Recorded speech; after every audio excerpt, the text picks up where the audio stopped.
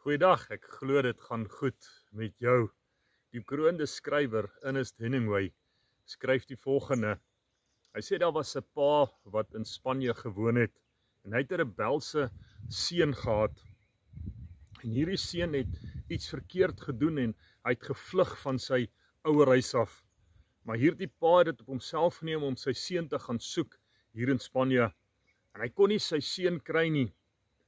Uit desperaatheid gaan plaas hy toe 'n advertensie in die koerantjie in Madrid wat sê: Paco, ontmoet my môre om 3 uur by 'n baie bekende hotel.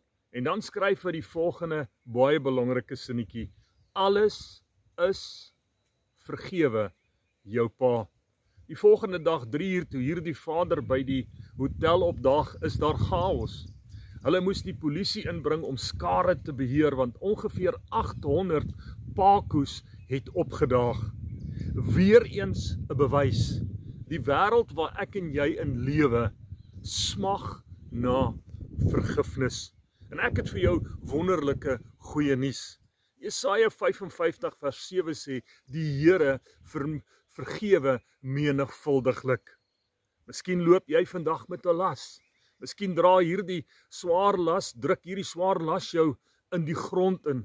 Wil ek vandag vir jou sê, wil jy nie graag na die Here toe draai nie? Wil jy nie na hom toe gaan en sê, Here, ek bely en ek het berou oor my verkeerde nie? Dis nie nodig dat jy met hierdie pak dra nie.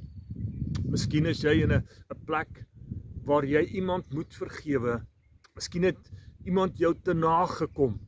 Ek vandag vir jou sê, spreek daardie persoon vry, vergewe daardie persoon. Hoe wonderlik is dit om skuldvry te wees. Moontlik is jy 'n Paco vandag, moontlik loop jy met hierdie skuld in jou. God sê, kom na my toe, almal wat vermoeid en belas is, en ek sal vir jou rus gee. Geniet die dag, God seën vir jou. Amen.